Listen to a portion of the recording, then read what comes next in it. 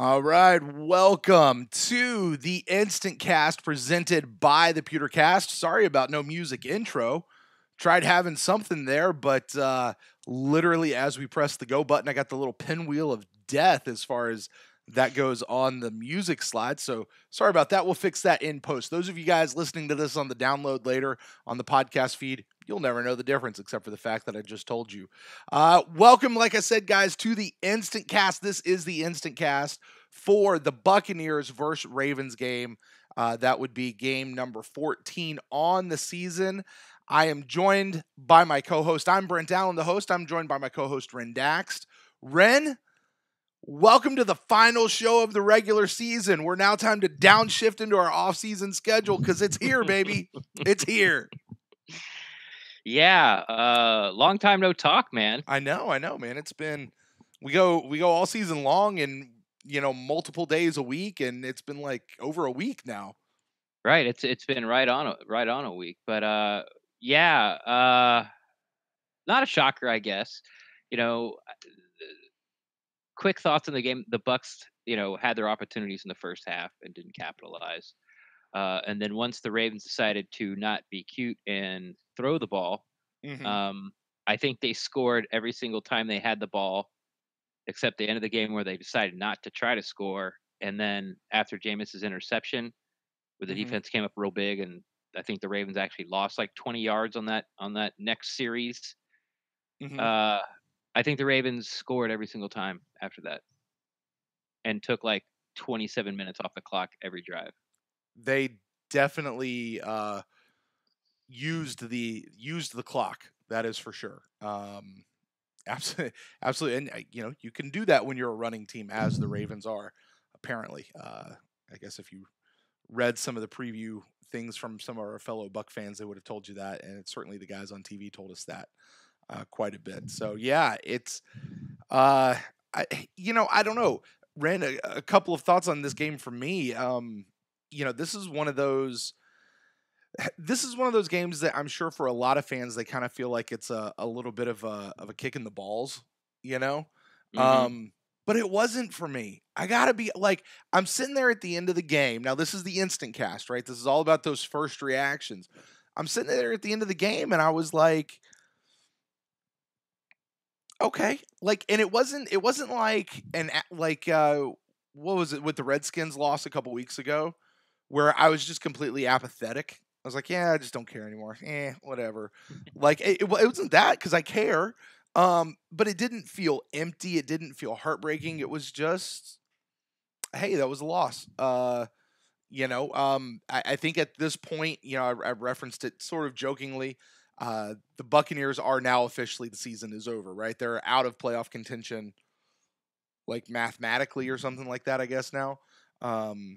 If not, there may be like one or two, like they're done. They're officially eliminated. Yeah, they're done. They're done. So, so we got a couple of games left here, which don't mean a lot, I guess, so, but they do. They I mean, we start to the pod. Do what? Yeah, well, no, but you get what I'm saying. Like, it's. I don't think anyone was surprised by what happened today. Right? Yeah, that's what. Like the Ravens' defense was going to be really good, and we knew it, and we had to take advantage of our opportunities, which all came in the first half, basically. Right. Because the Bucs barely got the ball in the second half because the Ravens just chewed the clock up and slowly marched down the field and kicked the field goal, or maybe scored a touchdown, but kicked the field goal mostly. And they kept converting third down after third down after third down. It was just, you can't, there's really not a lot of blame. Like last week, it was offensive line. It's like the offensive line lost you that game. It's really hard to say that the Ravens are a better team. They just executed their game plan better. I don't know. I don't know that I'd have too much trouble saying that they're a better team. Their record is defense, flipped, but their offense is really niche, man. Like it's very true, very very true. It's gonna be really hard to, I think, sustain that in the playoffs. For like 3 games in a row against really good teams that they're preparing for you now. Mm-hmm. So, I mean, they tried to let Lamar Jackson throw, and he proved in the first 3 drives that he can't throw. He just can't Mm-hmm. right now in his NFL career. He's not a very good passer at all. And their routes are simple, and they got open. They found the soft spots in the zone. And that was it. It was just it's when they needed a play. Jackson made it in the third quarter, and then in that late in the fourth quarter, uh, the Bucs defense wore down, which I've never really liked as an excuse. I know they said it in the Saints game. Well, they Mm-hmm. just wore down. Well, why? Like, well, they're on the play for, they're on the field for 35 minutes. Okay, well, pretend you're going to train if you're on the field for 40 minutes. Right. Like, how the offensive line doesn't rotate out and they don't wear down. It's just something that I really don't understand. I get it, and it sort of makes sense in my head. Like, okay, they wore down, they're out there a long time. Well, so is the offense, Mm-hmm. and they're like, As a former offensive lineman, I've often had that exact same thought. Because you're right. The offensive lineman, unless you're the right guard or last year the left guard, you don't rotate. So you're in for just as many plays as the other team's defense. Except their defense tends to rotate in and out. So, you're playing the same amount of plays. I promise you, on the offensive line, I'm pushing just as hard as the other guy is. You know what I mean? yeah. I don't get that excuse. Quarterback doesn't get that excuse. Most of the guys behind us, okay, they kind of rotate in and out a little bit, but it's interesting you say that because I've never thought about it on this side of the game, but yeah, I don't like that excuse anymore. I'm officially done with that excuse. Thank you for that, Ren. I've never liked it, but it was something that it's hard to, because then people will say things like, well, the offensive line is pushing on. I guess it gets you fired up when you're running the ball. You feel better, and it lifts your spirits as an offensive line. But as a defensive line and defense, it lowers your spirits. But that's the facts are that you're on the field for less amount of plays than the guys you're playing against, and so you should you should be fresher. It's like so. I don't really like the wearing down. They just wore the defense down type of deal. Mm-hmm. But everybody says it, so I'm sure there's something to it. I just don't care for it as an excuse. Man, I get it. I absolutely get it. Well, Ren, here we are at this show. This is the Instant Cast. We didn't have any other shows this past week. It was Yeah, just, we should probably apologize for that. Yeah, sure. So sorry. There was I had a guest lined up and they backed out rather quickly. So then Tuesday I had a guest lined up and we were shooting for Wednesday and they backed out Tuesday. So I'm like, okay, I'll record Wednesday night. Well, Wednesday night I pulled a brain fart and I forgot that we were going out to dinner with friends for Cheryl's birthday, which happens to be today. So now I'm not recording Wednesday night. They're good friends of ours. One of those dinners where you get there at 6 and then you close the restaurant down and you're the last, and then you go outside and you talk and you're there for an hour and the people that clean the kitchen are leaving. You're still sitting there talking. Right. So I go, okay, well, I guess I'll record Thursday. Then I woke up Thursday and I went, how am I going to do a final thought show on Thursday? Thursday. It's like, we've already turned the page at that point, right? Yeah, everybody knows their final thoughts now.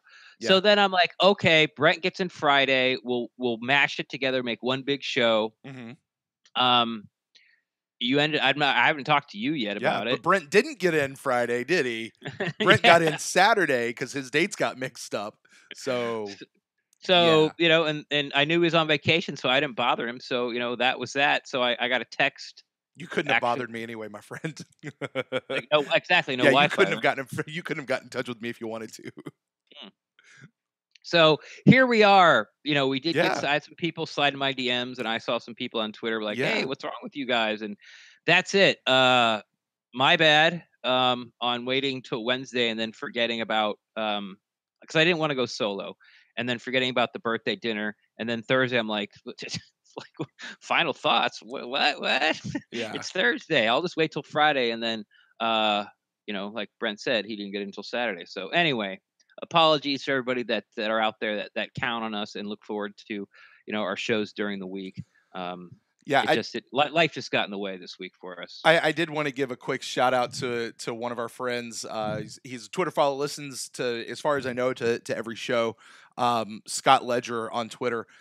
He sends us a tweet over the past week. He's like, "One effing podcast this week. What the hell? You two are like heroin dealers.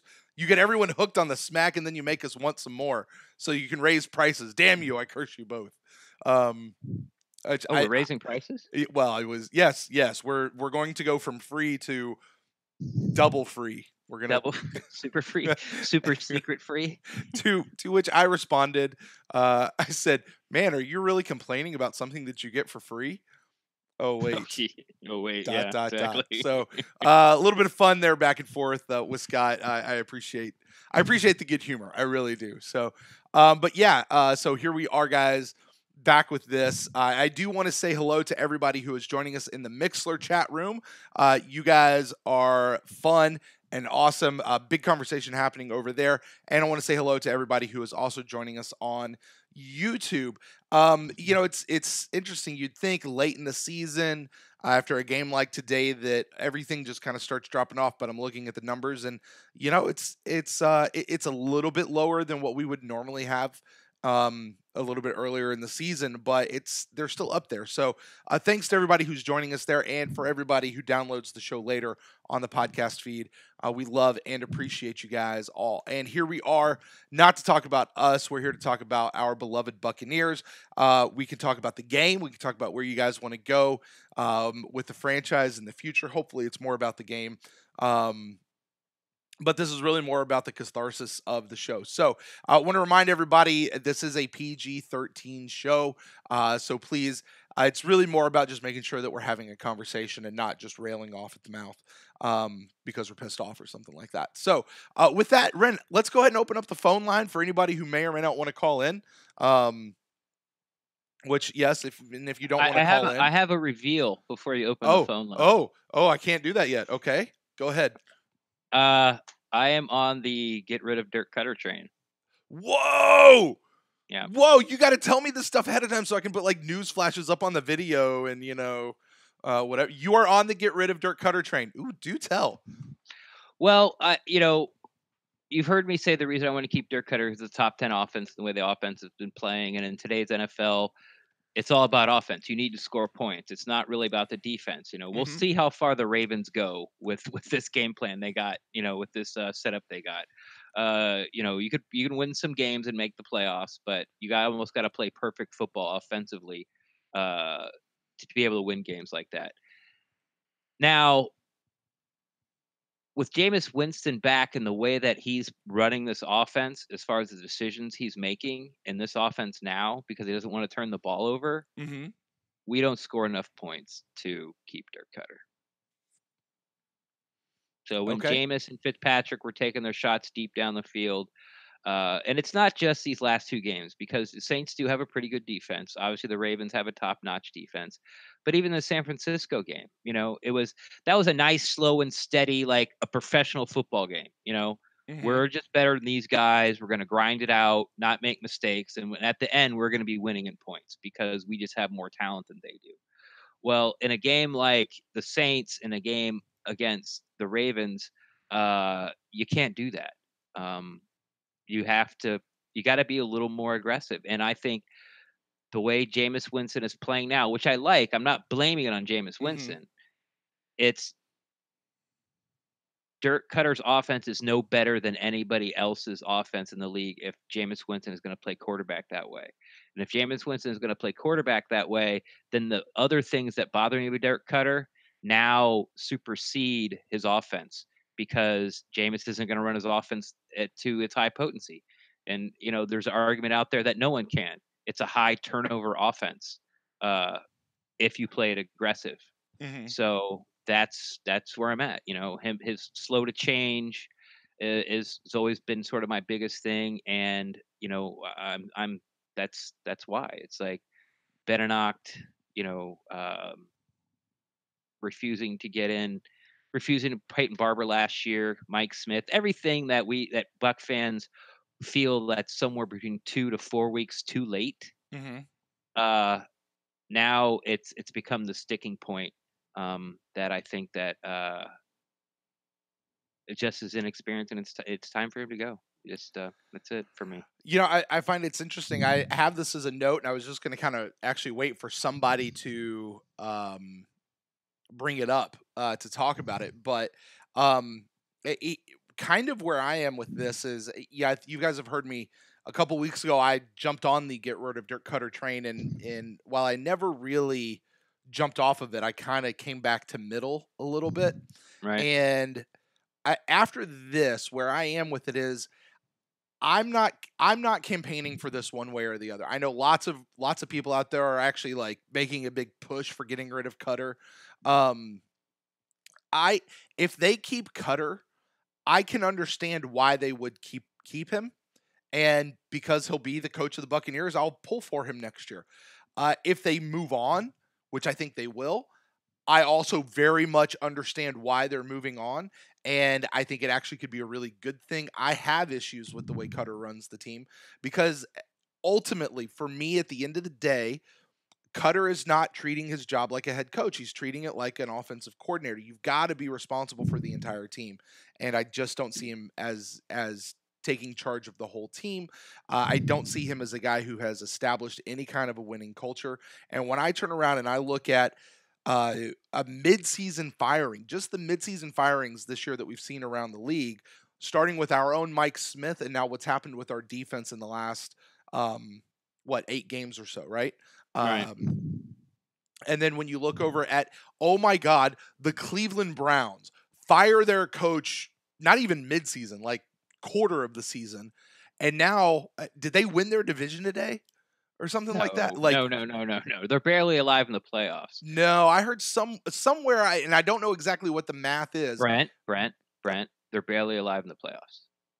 Okay, so I'm just saying that I heard somewhere, and I think it was actually on TV that maybe it's possible the Browns might win their division or something like Or that. could win their division. I don't think with Pittsburgh's win today, I don't think it's possible. Okay, cool. So I'm not exactly sure what it is, but either way, uh, still, like when you see the turnarounds for, And the Ravens win today. yeah, okay, oh yeah, for sure. Um, so Not sure.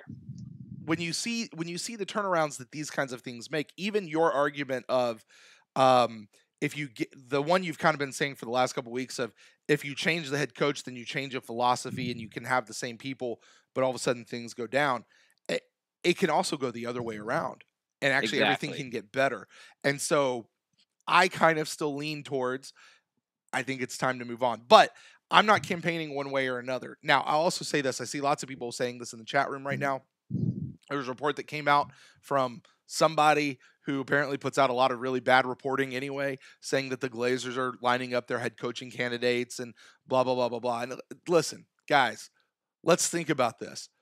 If you think that the Glazers haven't already started putting together their list of head coaching coordinate candidates before now, or before this report comes out, if you don't think that the Glazers aren't already doing their due diligence, or have started doing their due diligence, like say weeks ago, you might even say even last year, and have had their eye on this entire time. Or should have a running list at all times. Exactly. You're fooling yourself. This is a stupid report that, Yeah. oh, they're already lining up the candidates. No, they kind of have a running list. I mean, they've been doing this for a while. So guys, don't jump onto that as being some big like flashing signal that they're absolutely getting rid of Cutter.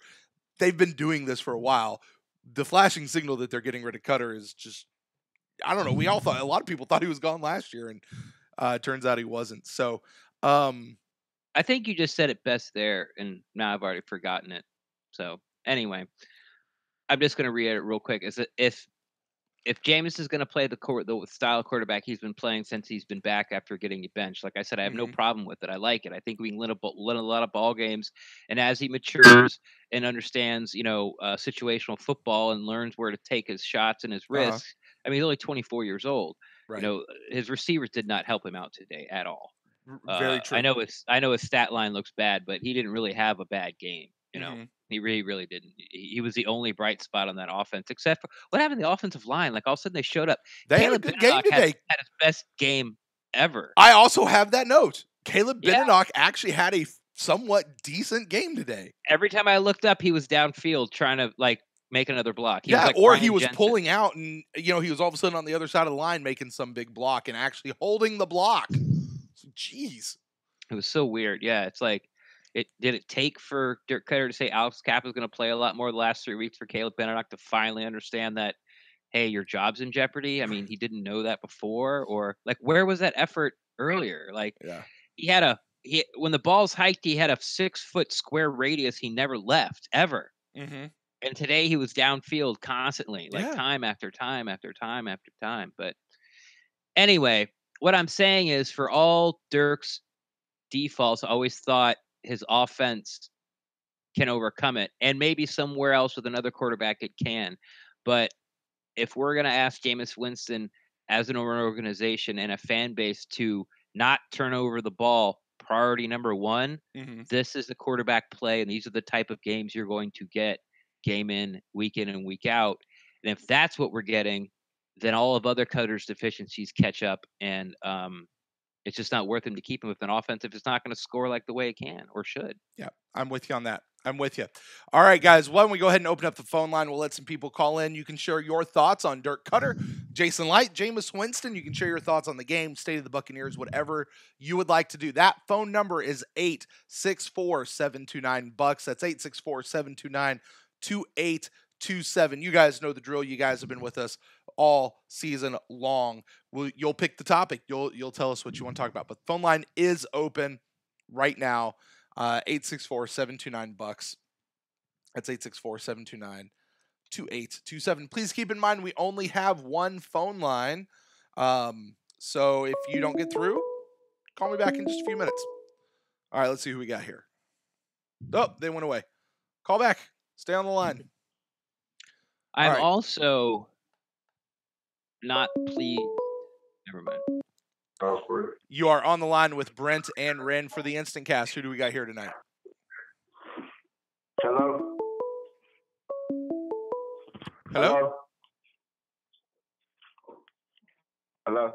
Hey, what's up? Hey, what's going on? This is Brian from Memphis. Brian from Memphis. What's up, buddy? Long time no talk, man. You said what? I said long time no talk. I know, right? So what's up? No much. Just listen to you guys. All right, Ren. I'm going to go right in. I guess you guys want to hear about the game or whatever. We want to hear about what you want to hear about.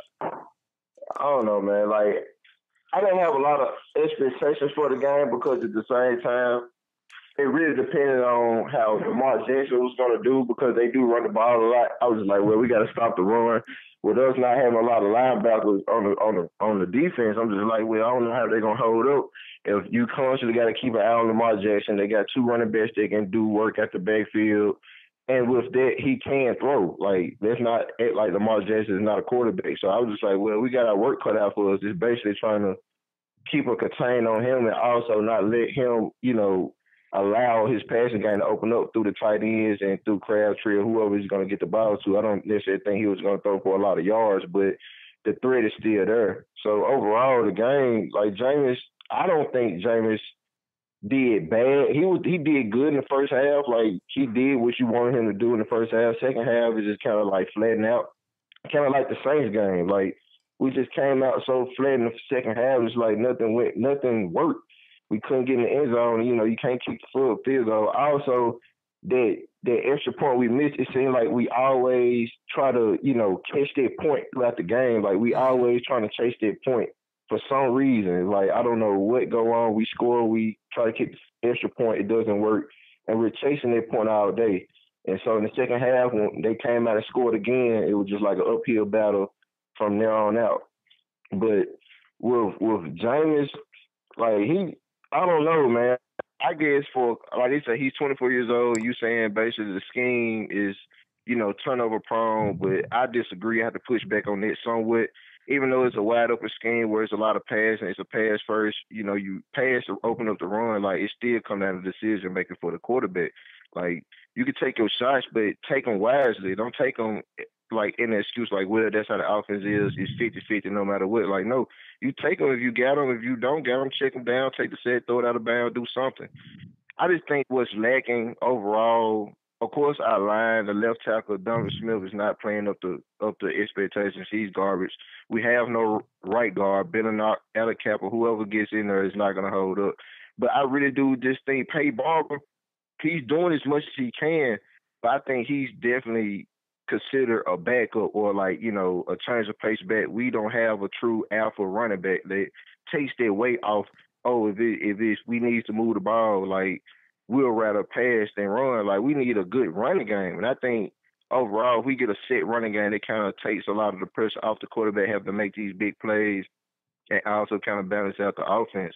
So we're not so predictable, but I mean, I'm just trying to stay focused on the game. I'm not going to talk into the future. We'll say that for another podcast. But I hate we lost. It's kind of bummed out that the season over. But I mean, it's what it is.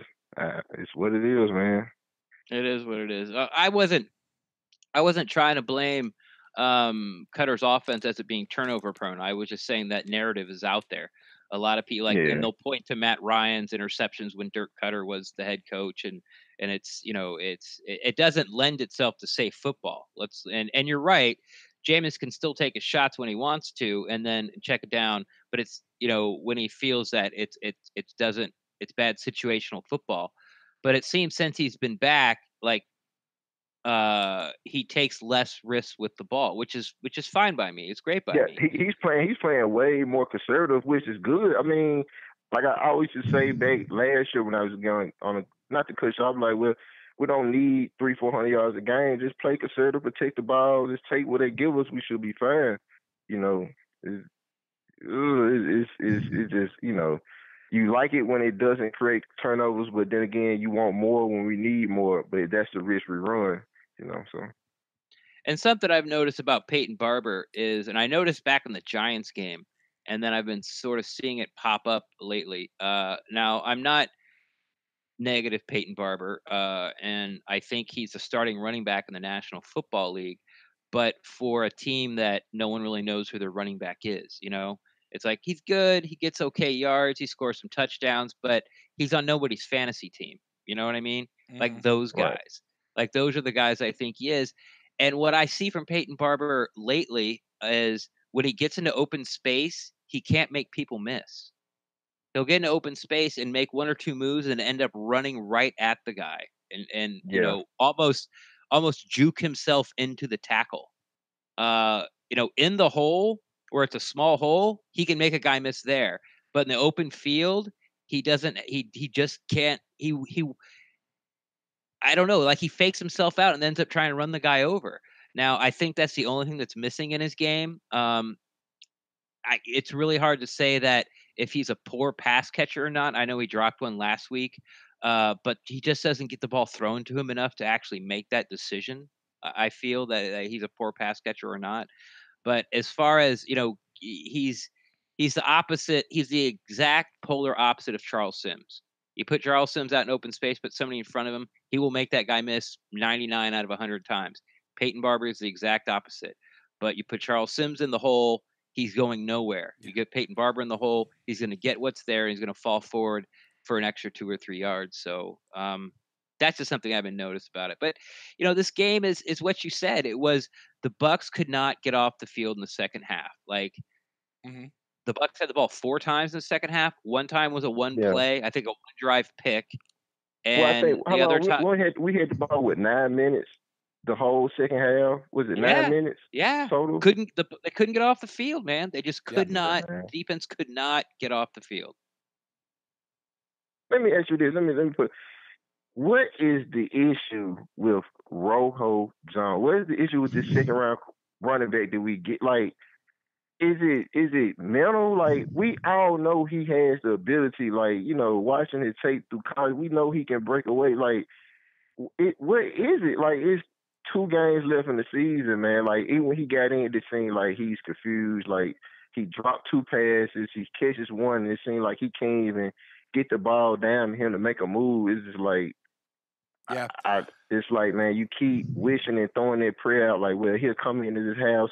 They got some package for him. You see, they trying to get him involved. He just doesn't do anything when the ball comes his way. Like, what do you guys think about him and like his production? And like, was it a missed pick? Like, was it a bust? Is it like, what do you guys think about it? Well, I'll tell you as far as Rojo goes. Actually, it's one of the notes I had was, listen, he had his chances this game. Right, like he didn't have a ton, but he did have a few, and he did Right, not capitalize on those chances. I know it was raining. I know it was whatever. That's how you play the game, though. You know, right, like we're one of the few teams that's fortunate enough not to have to play in a lot of snow for half of our season, right? But right, football is a weather game. It's an outdoor game. It's just a part of the game. And you grow up playing football. Guess what? You play a lot of rain games. You grow up playing football. Guess what? If you're anywhere north of I don't know, Macon, Georgia, you're playing snow games. You know what I mean? Like it's just a part of football. So it's really not an excuse. The weather, it's a factor. It's not an excuse. So he just didn't capitalize. And honestly, I think that probably is true of his entire season. When we look over it, is he's had chances throughout the course of the season to show that he should be the guy who steps up, but he's never capitalized on them. Now the question is why, Brian, right? The question is why. right, Is that him? You know, Jason Light has said that when they draft a guy, the mistake is not usually made in talent. The mistake is usually made from the neck up. It's a mental thing, right? I.e., like a right. Roberto Aguayo type situation. So is it a mental thing with Rojo, or is it a coaching issue? I forget off the top of my head the name of the running backs coach, but I know that Coach Warhop, he controls a lot of the running back rotations and the run game play calling and stuff like that, or whatever that is exactly. Run But game coordinator. the run game coordinator. Um, but you know, it's a lot of coaching. Now, as far as is he a bust? And I'm gonna say this across the board, okay? And I said this in a chat room, I think somewhere earlier today as well. I think it is completely unfair to judge any player and call them a bust before we get to the end of their rookie contract. I think you've got to let that play out all 4 years before you can actually determine if somebody's a bust, because you never know when that switch might get flipped. If we called Rondé Barbara a bust after his first season, we would have never had how many years did he play with us, Ren? Was it 14? 26. 26. We would have never had 32 great years with Rondé Barber on this team. So, you know, it's you can't say that after 1 year. I think that's entirely unfair. But I would like to see Rojo with a little bit more time, maybe with a new coach. You know, he's going to have to start capitalizing on his opportunities that he gets, though, before he starts getting uh, a fair, a bigger share of the pie. Does that make sense?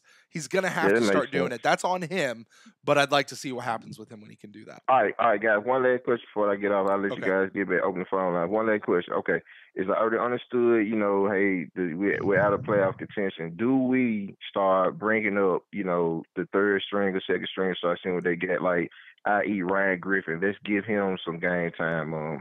Let's give Rojo more of the carry. Just kind of like, hey, you know, like not to say, hey, we've given up, the season's over with, but I mean, why not? Like, let's see what these guys got, you know, that's been on the bench. Do you guys agree with it? Well, funny enough, I'm almost on the polar opposite of what Brent just said about Rojo, and this is one of the reasons why I want Cutter gone, is because he's too slow to change. And then if you're going to take a guy who everyone says that out of college he's not good at catching the ball, and you throw him the ball twice, and one's was just like he was a safety valve, and he double caught it and got plastered, and the other one he dropped in the rain. And you need, they said, oh, we're going to put packages in for Rojo. That's the packages, like a 5-yard out and a screen pass in the rain in Baltimore. That's your Rojo packages. Dirk Cutter is too slow to change for Ronald Jones. He needs to get in there and get the ball, like stay in there a whole series, stay in there a whole Right. quarter. You know, instead of putting in Jaquiz Rogers. I understand Jaquiz Rogers is a third down back, and I know that he was great at picking up the pass protection. You know what? He That's really me. hasn't been that great this year. He's the first sort of quarter of the year he did great, and then I think he missed one, and it was a sack. And Cutter actually brought it up at a press conference. And since then, I've seen Rojo miss like 5 or 6 like blocks, or excuse me, not Rojo. Rodgers missed like 5 or 6 pass protection blocks. So the reason that Rodgers is playing third down is no longer sort of this guarantee. So it's time, and this sort of falls into what you were talking about. But I think the time was weeks ago, where you need to give Ronald Jones the ball. And if you're going to give him the ball in a rainstorm at the thing he's supposed to be worst at, then that's poor execution. I understand what they're doing. They're trying to get you out in space. They're like, okay, we'll get him out in space and we'll give him the ball. Okay, that didn't work. Okay, we'll get him against a linebacker and we'll have him running away from the linebacker. Well, he dropped it. But that's not enough. Like you're what? Let me ask you a question about that. Do you think? Hey, Brian. Actually, I'm going to go ahead and let you go so we can open up this phone line for somebody else as we continue this conversation. All right. All right, no problem. Thanks, no problem, Bud, man. Go Bucs. Yeah, go Bucs. We'll talk to you certainly in a future week. But let me ask you a question, Ren. Do you think that these are plays that they're calling, these are our Rojo package, these are the plays that are designed, or is it this, we've heard Cutter do this, well, listen, if he's my guy, then I trust him, that they're going to call this set of plays regardless of who's in, like almost like they don't coordinate those two things? Do you think it might be that? Like they almost don't even look to see who their personnel is? No, they do, because every time I've heard Cutter talk about Ronald Jones lately, he talks about how he's improving in practice, and that we'll have certain plays, like a package for him. So when Ronald Jones comes in, he's probably going to get the ball because he's in there for there's like 5 or 6 plays that they have that they think they can use him. I'm saying line up in the backfield and give him the freaking ball. That's why you drafted him. Sure. Now, are you saying to do that as a first down back or as that third down back and just get Jacquizz Rodgers out of there? I don't think, once again, like Jacquizz, as soon as I started saying Jacquizz Rodgers shouldn't be on the team, he started having good games, like running the ball. Like he'd have like 1 or 2 runs. Yeah. And then, we were down, they checked down to him, and he ends up getting like 6 catches for 80 yards, but all of them were like, 5 yards apiece with nobody around him. Sure. He doesn't make anybody miss in space either, by the way. Just Peyton Barber can do everything Rodgers can. Sure. I'm saying when it's time to spell Peyton Barber, give that to Rojo. And if you got to bring Peyton Barber in third down because you don't trust Rojo to pick up the blitz or get out in space and catch the ball, then so be it. But we have no idea what he can do. None. And that's because they haven't put him in, and that's the way you're going to see what you have with Rojo, throwing him 2 passes in the rain in Baltimore. When he came into training camp, you said the guy can't catch. We watched him drop ball after ball in training camp, Brent. We were there. We saw it. It's true. And this is the package. That's true. This is the package. And when you quit scoring points, now choppy on the blocky. All right. Well, why don't we go to the phone line? You are on the line with Brent and Ren. Who do we have with us here tonight? This is Christopher Oxentine in Overland Park, Kansas. How are you guys doing? Chris Ox, what's up, buddy? What's up, Chris? Sorry for rambling there. No. Hey, you know what? I'm with you, Ren. I sort of waffled over the last 6 weeks. I thought I would want Dirk fired, and then I said, well, wait a minute. These guys are still going for him. And now I'm back on after the second halves of both of these games, I'm back on he's got to go. And when I say that, you think, okay, well, they're going to fire the head coach. Well, that means we're going to lose Monken. Does that also mean that we're going to clear out the defensive guys? I don't really want to clear out the defensive guys, but I also know that if you fire Cutter and you fire, if you stay with Light or you fire him, whatever, that head coach is gonna want to bring his guys in, and I really don't know that I want to see Duffner and Buckner and Brett Maxey and these other guys go. So that's what really caused me to waffle, but now I'm not waffling, and Cutter needs to go. And it really boils down to the offense has gone stagnant. It is no longer scoring points. It is Ren was 100% right about his thing with Ronald Jones. He couldn't catch at USC, where he wasn't getting touched until he was 10 yards down the field, pretty much. So why would he magically be able to catch in Tampa Bay and then in Baltimore where it's raining and whatever? I mean, he couldn't catch, like you guys said, in training camp where it was sunny and warm and all that stuff. So it's just frustrating to see that happen. And I'm gonna say something that's really unpopular. I feel like it's either Chris Godwin is really hurt, or he's a wide receiver 3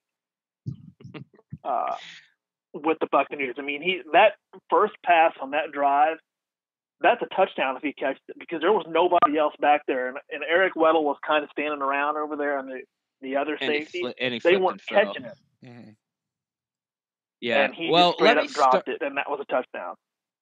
Yeah, a few things. Let me start with Chris Godwin's going to drop a ball a game. You're just going to have to accept it, like he is.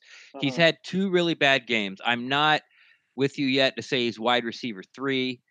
He's never been a really big guy getting separation, but he got like 2 targets today. So today wasn't a game where you could really see what he can do. Yes, he dropped the ball. Yes, a possible touchdown. Yes, the safety slipped. Okay. There's something else. But let me go to the defense. When you say you're waffling back and forth, and if this offense is stalling, then you're okay. But you want the defensive guys to stay around. Look, our defense still isn't any good.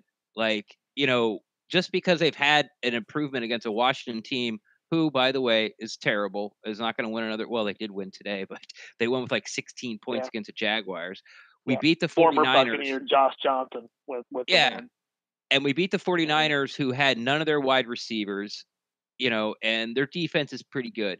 But then we go with the Saints, and they shut them out the first half, but then they let them score 25 points in the second half. And then this game where they go, this guy can't throw the ball. He proved it for the first 3 drives. Then every time they touched the ball, they ran it right down the defense's throat, 4 yards at a time. And if they needed a 3rd and 8, you know what? That first drive out of the half, Jackson would just get out of the pocket, make some moves, pick up the first down, hand the ball off again. The Baltimore Ravens went one-dimensional, and the Bucs still couldn't stop them. Just because it wasn't a blowout, because it takes them 9 minutes to score every time they touch the ball, and sometimes they got a field goal instead of a touchdown. The Buccaneers defense, they had some splash plays, and they got some sacks, and and they were, they got a fumble recovery, but they didn't stop Baltimore at all. Like, after those first 3 drives, they didn't stop them at all. And our defense still is not good. It's just not historically bad. So if you want to clear out, you want to clear out Duffner, I think there's somebody better out there to do a better job. You want to clear out Cutter and Munkin, I think because every team deals with a good job. But because the 2 of the 3 linebackers are practice squad players. And that's the extent of who we're playing today. They're running, Chris. They're running the ball. They're running the ball off tackle. This isn't the West Coast offense. They're not. There's no motion. They have a guy that's running read option and held the ball away from your defense 7 minutes, 4 or 5 different times in the game, running a read option. And one of the touchdowns, it was a shovel pass, something over there where Brent Grimes stayed Velcro to the guy so he wouldn't have to try to make a tackle. That was pretty bad. Brent Grimes. I saw Brent Grimes running away from the running back 2 different times. 2 different times. He was actually running towards the end zone with the guy, but not like trying to actually make the tackle. I was hard on Brent. Yeah. Then I backed off because I thought he had a pretty good game in San Francisco. Had a pretty good week there. But he had no intention of trying to tackle anybody this game. It was sad to watch. It was sad to watch. Had a good game in coverage. And I'll make one more quick point, and then I'll clear the line here. I think we watched Caleb Benenoch's best game as a Buccaneer. There were several times where he was straight up putting Baltimore Ravens on their butts and finishing them on the ground while they were on the ground. He was pulling on one of the touchdowns. I feel like he pulled it into the left side and cracked someone and kind of sealed him off. But there were a couple times I watched him just hit Ravens defensive linemen and just put them right on the ground and then finish them and like not just get up and stand there, but keep them on the ground away from the play. So, yeah. Anyway, well, go ahead. No, I was gonna say you're right. It's a hell of a game for Caleb Benenoch to show up in, you know. But a little too late as far as that guy's concerned. So, Chris, man, thanks for calling in. We'll definitely talk to you in a future week. All right, my friend. All right, go Bucs. Go Bucs. Thanks, Chris. All right, I know there's a couple other people that were trying to call in there earlier, so the line is clear. If you're the first one in, we'll take your phone call. 864-729-BUCS. That's 864-729-2827. Yeah, Ren, I have yet to see a single person, and I mean a single person, on Buccaneers social media, certainly people here in our own chat rooms tonight, defending any of our coaching staff. You're on with Brent and Ren for the InstantCast. Who do we have here tonight? Hey guys, it's Craig in Vegas. How you doing? Craig, what's up, buddy? What's up, Craig? Hey, I you know what? I agree with what you guys are saying. We kind of at some point we didn't give a shit about the game. We had the split screen up for we had the Golden Knights on one screen, split screen up. We were doing a white elephant gif with all of Vegas Buckaholics here. Oh, cool. And, What'd you get? The game was on, but we were not totally into it because we've grown numb to this. Since 2009, 55 and 103. I mean, is that the record since 2009? That's a telling stat. Yeah. I mean, we're just numb to the losing. We just know what's coming. Mm-hmm. We're 16 years from our last playoff win.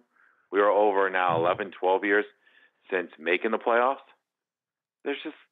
We're just at the point where like, but we don't even know. Listen, and I'm happy to see Ren's on the Fire Dirt train. Welcome aboard. We appreciate you. We'll put you out in the front, whatever you need to be. That's cool because I thought I was going to have to go like 4, 5, 6, 7, 8, 9 cars back before I found a seat. No. We're going to put you up in first class. Sit in Craig's lap. We just don't. But there's no faith that the Glazers are going to hire someone right this time. You're true about that. You mean, let's go. We have Shiano, Raheem, Lovey, now Dirk. Not one of these guys will ever be a head coach again in the NFL. You don't think so? Neither are they, and they're not even head coaching interviews for other jobs as well, too. The only reason Lovey's at Illinois, I mean, Illinois is an awful Big Ten program that if they go 6-6, they're shooting off fireworks. But it just, the root cause of this, and listen, I'm not blaming them altogether, but the Glazers are the most consistent thing in this. And at some point, they have to remove themselves or look themselves in the mirror and say, hey, listen, this is not working the way it's going. We keep listening to advice from all our friends around the league that this is a good guy, this is a good guy to hire, and you fail and fail and fail. But the other part of it, too, I think that's going to get most telling is, once again, what is one of the weakest links of this team? The special teams. Oh, yes. Sorry. Nate Kazir is in his third season with the special teams. Yeah. It is absolutely awful. I mean, last week you could say special teams cost them. Mm-hmm. Today, every time they had a return, there was a hold. The extra point was a comedy. And I don't understand why they could not kick the ball deep. I know it's raining, but if he can't boot it even close to the end zone and they were trying to short this kick, it wasn't working. They got the ball one time at the 40-plus yard line as well, too. But special teams, once again, hold you back as well, too. It's cost this team many times games, and they don't make changes. They bench Jameis, but they don't bench Caleb Benenoch. They bench Jameis, but they don't cut. They waited till after the bye week to fire Mike Smith. The special teams is awful. Someone else should have been in there after this offseason as well. They got rid of one coach last year, the D-line coach. And yes, Buckner's improved them, but that wasn't an earth-shattering move. It was going to really push his team to another level as well, too.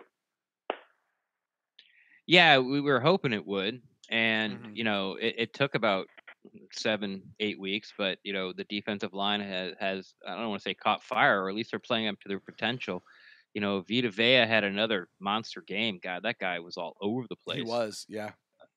It's every time I look up, he's like 10 yards downfield chasing somebody down, or like right there, or he's at the line of scrimmage tackling the runner.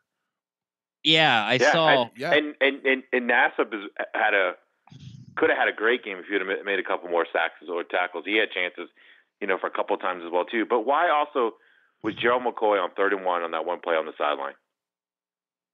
I don't know. Like those are things I can't answer. I know you're frustrated, and that's why you're saying that. Like I'm with you. I'm with you, Craig. It's like I don't know, man. I don't know because we haven't won a playoff game in 14 years. That's why. Yeah. That's why. I mean, it's oh, God love them, those freaking Charlie Brown Buccaneers, man. Yeah. So I was into that. I'm going to be on a cruise next week as well too, so I can't call in from the middle of the ocean. But you guys have a great holiday season. Enjoy your Christmas as well too. Let's hope they get this right. Hopefully I'll be able to jump on after the Falcon game. But I do appreciate all you guys do, and have a great Christmas. Definitely, absolutely. Same to you, Craig. Yeah. Sorry. Yeah. Yeah. God, I think this is going to be an interesting game to go over tape. Yeah. Because Levante David, first watching it live, had a great game. I thought Villa had a great game. I thought JPP had an okay game, like a good game. Like he didn't show up a lot, but I thought he was doing his job. Yeah. Nassib, like he said, was an eyelash away from having like a blow up game in the stats. They actually had a sack taken away from him because of the intentional grounding call. Yeah, that one. Yeah, that would have been his sack, taken away. He missed another one. Lamar Jackson gets out, gets the first down. But I mean, to go back to this defense thing, like we knew what Baltimore was. We knew it was hard to stop. But once they quit trying to be cute, which was like, hey, we're going to throw the ball because I think they're smart enough to come up with the defense to be able to stop power ISO. And they go, okay, that's not working. Lamar Jackson can't throw the ball that well. So we're gonna have to go back and we're gonna have to run the ball and see what happens. And they just ran the ball like over and over, and like it was and nothing. It was never really that spectacular. It was like 3 yards, 2 yards. Jackson would roll out, get a first down, 2 yards, 4 yards, boom, 15 yards. 2 yards, 4 yards, Jackson would get a first down. Like it was a slow death, man. It was like death by paper cuts. It was yeah. But, no one, like I said, no one was shocked. Like you'd look up and watch the game, and of course I was watching the game a little more intently, but I wasn't getting Christmas gifts either, like Greg was. But even when it was like 20-12 and we needed to stop and we got one, I just didn't. I'm like, okay, we need a touchdown, 2-point conversion. We'll tie it up.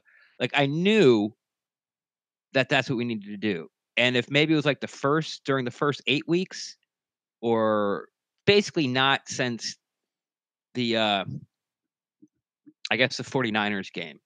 Like I had no faith that this offense, which I have been touting as in, hey, this offense is so good, it's going to save Dirk Cutter's job. I had no faith they're going to go down and score a touchdown, let alone get a 2 extra point to tie it up. Like I just knew they weren't going to do it. Like something was going to happen. And you remember that when they got the fumble recovery, I think it was off of a punt, and they were at like the 8-yard line or something like that. I sat back even at the couch and I just went, they're not going to score here. Or if they are, it's going to be a field goal. Like they call the pass interference on Mike Evans. It like in my heart of hearts, I absolutely knew that was what was going to happen. I was like, they've got to be able to capitalize here, turn this into 7 points, and they're not going to do it. I know these Buccaneers, they're just not going to do it. And I hate to say that. Like I wouldn't have tweeted that. But I certainly, in my own private thoughts was like, geez, I just don't. Yeah, it's weird. It's weird, Ren. All right, my friend. Well, hey, listen, that's going to be our show for today. Yeah. We're at that hour. So, Craig in Vegas, man, enjoy your cruise. Usually you're the first caller. Tonight you're the last caller. Yeah, man, lots of stuff. Lots of stuff happened with all this, but at the end of the day, the Buccaneers lose. We are now 5-9, I think is our record on the season. Who cares? Yeah. Yeah. Exactly. Exactly. And here's the thing, Ren. And here's the thing. I'm not even that pissed about it. Do what? Oh, okay. I'm not even that pissed about it. Like, I hate to say it. I'm just not. And we're counting down the days. I think it's about 15 days until the end of the season at this point. And I think the question right now, really, for most Bucs fans is who is going to be the head coach? Not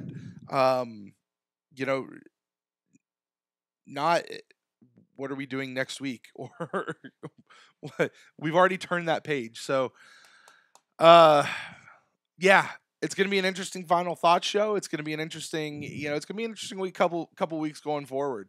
I think it's going to be interesting to watch the tape. Like, I really do. Yeah. Like, I think it'll be I don't want to say a fun show, but it'll shed some light on some of these things we're talking about. Like, I'll be watching Brent Grimes for sure. Some of the plays, like it was like he was playing defense in soccer. He was just like trying to get in between the guy and the goal line, right, but not closing the gap between him and the guy, like just running parallel with him. And it's like, well, if somebody doesn't tackle him, eventually I'll get to him. Nope. Oh, someone got him. Okay. Well, because I was just about to step in there. Like, right. It was hurtful. Like, it was shameful as a Buccaneers fan to watch. Right. Give that of effort. And it's the run game. Oh, it's the run game. Of course, Brent's not going to say whatever. Like, it just, we knew it was going to happen, and it happened. We knew it was going to happen, and it happened. There it is. Well, folks, hey, listen, we are going to be back later this week. At least that's the plan. But you never know, as this past week proved, sometimes plans don't always work out. But the plan now, we will be back later this week with our final thoughts show. Please be sure to send in emails if you got to call in or didn't get to call in tonight. You got thoughts on the game. You got thoughts on the state of the Buccaneers. We actually have a handful of emails left over from last week too, Ren, which we'll try to get to some of those if they're still relevant to our conversation today. But you guys send those in. Please send them in by Tuesday. That is when we will be recording that show. So please send Tuesday, thepewtercast@gmail.com. We would love to be able to read those. We have that, and then we'll have our Buck in the News show coming out on Saturday morning, so you guys can be on the lookout for that as well. I want to say thank you to everybody who joined us in the Mixler chat room. Also want to say thank you to everybody who joined us over in the YouTube chat room. Both of those chat rooms got much busier as the show went on, so thank you guys for that. Ren, until next time, why don't you tell the folks out there where they can find you on the internet? Best place to find me is on Twitter @Rendax, REN_DAXT. I'm always down to talk Buccaneers football. Probably. No, I'll bounce back tomorrow. It's just, it's even how slight our chances were coming into today. Mm-hmm. It just, when you sort of see that effort by some of the players and the offense in general, the offense didn't really play that. I thought they ran the ball great. I thought the offensive line did good. I thought those drops early just really, really just hurt any chance the Bucs, and they just didn't get the ball in the second half. Anyway, you heard me. That's where you find me, on Twitter, and I'll talk Buccaneers football with you. And if you guys want to find me, you can find me at Brent Allen Live across all the social medias. And you can find the show at The Pewtercast on Facebook and on Twitter. Shoot us an email to thepewtercast@gmail.com. Just a reminder, get those emails in by Tuesday. And if we don't talk to you before then, or you don't pick up this podcast again before then, happy holidays in whatever way you celebrate, or not at all. Just happy regular day of the week for you, however this goes for you guys. So I hope you guys have a good one. We are in this together, guys, and that's part of the best thing about being a part of this Bucs fan community. So until then, guys, as always, go Bucs.